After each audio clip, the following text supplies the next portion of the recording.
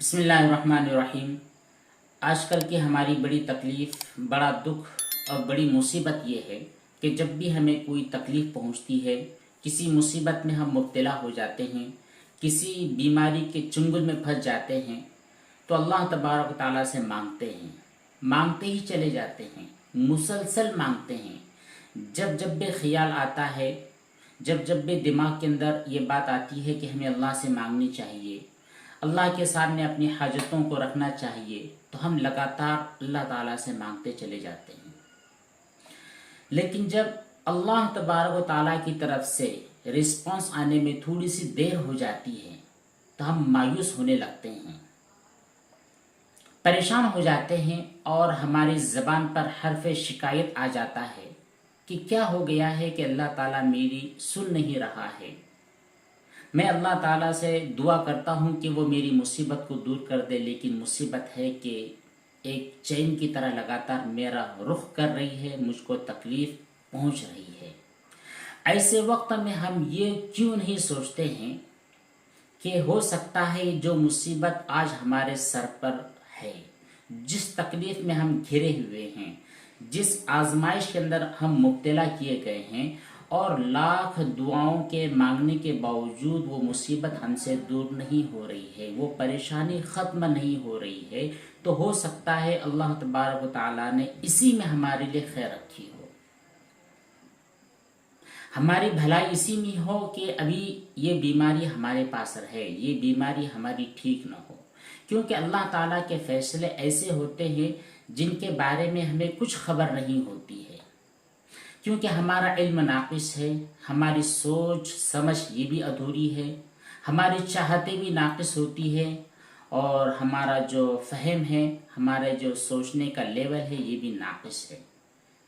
تو یہ کیوں نہیں ہونا چاہیے کہ ہم فیصلہ اپنے رب کے پاس چھوڑ دیں، ہم مانگتے رہیں، اللہ سے دعا کرتے رہیں، اللہ پر توکل کرتے رہیں، لیکن فیصلہ اللہ پر چھوڑ دیں کہ اللہ، اگر آپ سوچتے ہیں، اگر آپ کے علم میں ہے کہ ابھی تک یہ بیماری، یہ مصیبت میرے اوپر جمی رہے، تو یہ فیصلہ آپ کے ہاتھ میں ہے۔ مانگنا تو ہم نہیں چھوڑیں گے، ہم مانگتے رہیں گے، لیکن ہمارے حق میں کیا خیر ہے، کیا برائی ہے، یہ اللہ تعالیٰ کے پاس چھوڑ دیں۔ یہ بھی تو ہو سکتا ہے کہ اللہ تعالیٰ کو ہمارا مانگنا اچھا لگ رہا ہو، ہماری یہ جو دلوں کی بے چینی ہے یہ اللہ تعالیٰ کو پسند آ رہی ہو، اللہ تعالیٰ کو یہ چیز پسند آ رہی ہو کہ جب بھی ہم بے چین ہو جائیں تو اللہ تعالیٰ کے سامنے آ کر اپنی پیشانیوں کو رگڑ دیں، ہمارا جو دل ٹوٹا ہوا ہے اس سے اللہ تعالیٰ سے مرادیں مانگنے لگے، سجدے میں پڑے رہے، گڑ گڑاتے رہے، عاجزی کرتے رہے۔ کیا یہ ہماری خوش نصیبی نہیں ہے کہ ہم لگاتار اللہ تعالیٰ کے در پر پہنچتے رہے؟ ہو سکتا ہے اللہ تبارک و تعالیٰ ہماری اس ادا سے محبت کرنے لگے ہوں، اللہ سوچ رہے ہو کہ اگر میں نے اس بندے کے فلاں کام کو مکمل کر دیا تو ہو سکتا ہے سب کچھ اچھا ہونے کے بعد یہ میرے در سے پلٹ ہی جائے۔ اللہ تعالیٰ اس بات کو پسند کر رہے ہو کہ ہم لگاتار روزانہ ہر گھڑی اللہ تعالیٰ کے دربار میں حاضری لگاتے رہیں۔ اور یہ بھی ممکن ہے کہ ہو سکتا ہے اگر اللہ تعالیٰ ہم کو صحت دے دے، اگر ہم کسی چیز کی بھلائی مانگتے ہیں تو وہ بھلائی ہمیں مل جائے، عافیت مل جائے، آسانی مل جائے، خوشحالی مل جائے، ہماری مراد پوری ہو جائے، تو ہم رب کو ہی بھول جائے، پیٹ پھیر کر بھاگ جائے، دنیا کی عیش و عشرت میں ہم مبتلا ہو جائے، اللہ تعالیٰ سے جو آج ہمارا تعلق ہے وہ تعلق برقرار نہ رہے، تو کیا یہ ہمارے لیے خیر ہے؟ اب ہمیں یہ بتلائیے، بیماری اور مصیبت ہمارے لیے خیر ہے یا پھر بیماری اور مصیبت اور تکلیف کا ہٹ جانا خیر ہے؟ اب یہاں پر اللہ تعالیٰ کا جو فیصلہ ہے وہی بہترین فیصلہ ہے۔